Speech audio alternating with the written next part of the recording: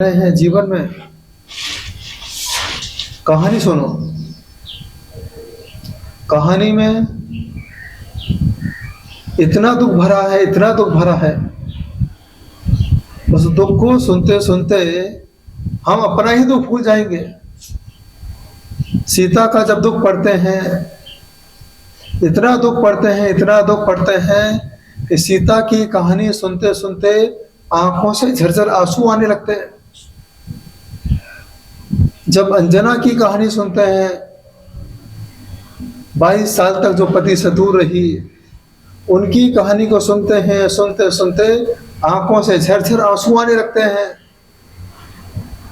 मैना सुंदरी जब उसके दुख को सुनते हैं, ऐसे पति के साथ उसकी शादी हुई जिसने जीवन में अपने पिता का सुख तो देखा, पिता के साथ खूब सुख से रही, लेकिन शादी के बाद उसको एक पल का सुख नहीं मिला। जब उसकी कहानी पढ़ते हैं तो अष्टाने का विधान करने का मन करता है। सोमा सती की कहानी सुनते हैं, ऐसी सासू मिली, फिर भी उसने सासू को सासू ही माना। श्रीपाल की कहानी सुनते हैं तो मन एकदम ऐसा लगता है, भगवान कैसे कष्टों को सहन किया होगा। पांडव की कहानी पढ़ते हैं कि पांडव ने जीवन में अपने सुख को कहाँ भोगा, दुख ही दुख देखा। पूरे तन पर एकदम गरम गरम लोहे की साकर पहना दी गई, तो भी पांडव मुनि मुद्रा में टस से मस नहीं हुए। तो ऐसी दुख भरी कहानी को सुन करके ऐसा लगता है, भगवान हम तो उससे असंख्यात गुने सुखी हैं।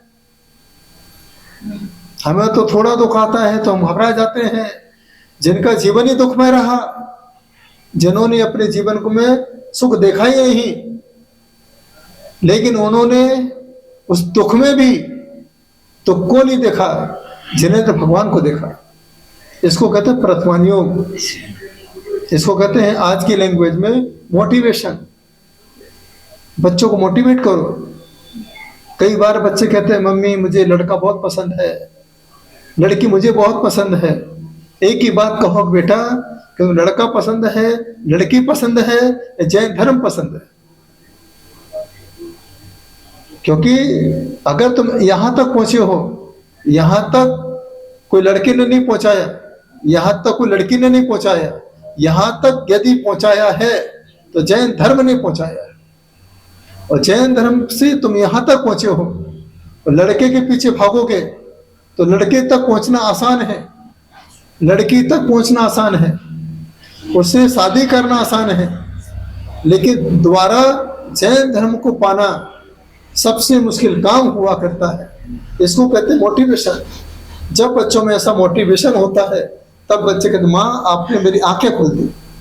मैं तो यही सोच रही थी कि लड़का बहुत अच्छा है, लड़की बहुत अच्छी है, लेकिन आज मुझे पता चला दोनों से अच्छा तो जैन धर्म है। इसके प्रभाव से हम सीए बन पाए, इसके प्रभाव से हम अच्छे डॉक्टर बन पाए, इसके प्रभाव से आज लोग मुझे जैन साहब कह के पुकारते हैं।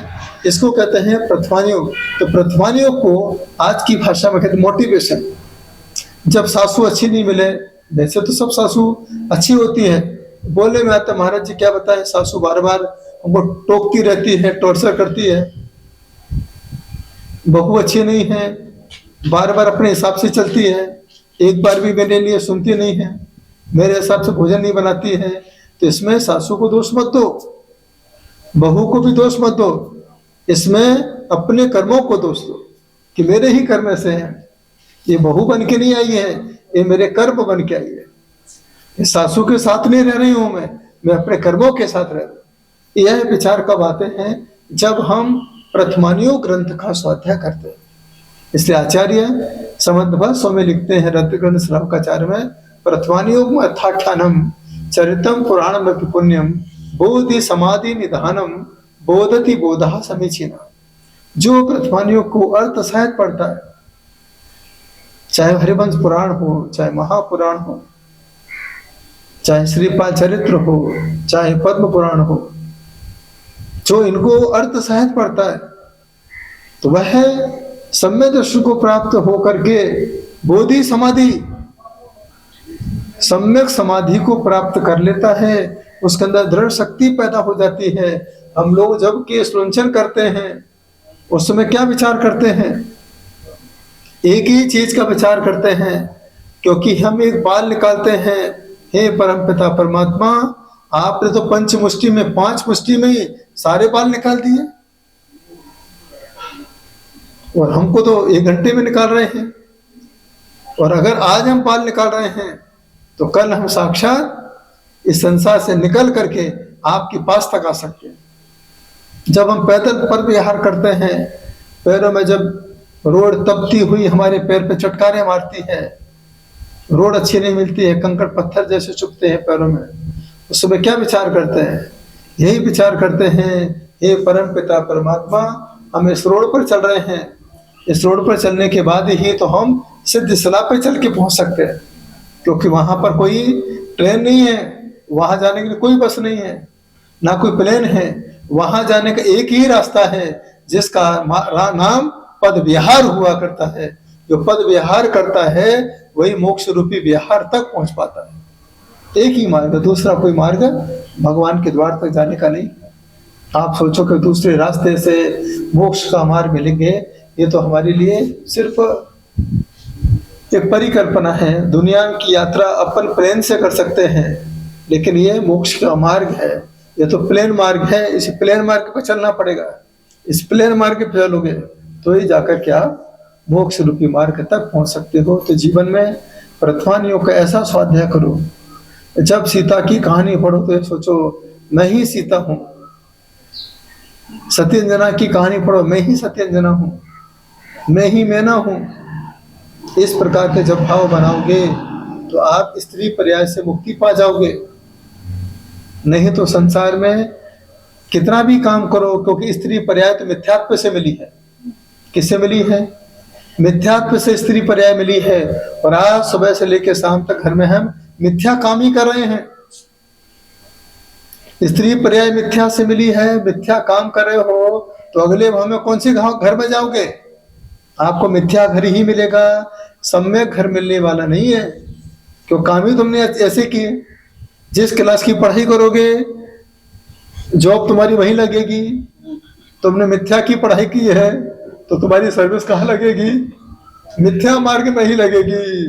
तो इसलिए स्त्री पर्याय की ध्यान रखो कि अपन लोग अपनी पर्याय का ध्यान रखो। मिथ्यात्व से तो यहाँ तक आए, ना ढंग से मंदिर जा पा रहे हैं, ना ढंग से पूजा कर पा रहे हैं, ना ढंग से उपवास कर पा रहे हैं, ना ढंग से तीर्थ वंदना कर पा रहे हैं। जब हम ढंग से मंदिर क्यों नहीं जा पा रहे हैं? कि तुम्हारे पीछे बच्चा लगा है, बोले बेटा बस 5 मिनट में आती हूँ, हो गया काम तुम्हारा। ना ढंग से पूजा कर पाते हैं, पति का फोन आ जाता है क्या कर रही हो, इतना भी समझता नहीं है, ऑफिस जाना है मुझे, हो गया मिथ्या दर्शन चालू। पूजा जो आराम से करना थी आधे घंटे में, लास्ट में भिंजाने जान के रही टूट जो कोई पति का फोन आ गया, प्रभु मुझे क्षमा करो।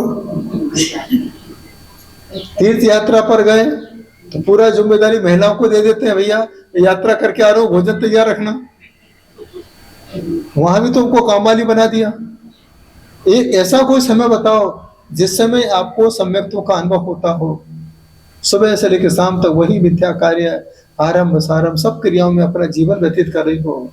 एक पल के लिए विचार तो करो कि मिथ्या से तो हमें स्त्री पर्याय मिली है, थोड़ा सम्यक्त्व तो प्राप्त करो।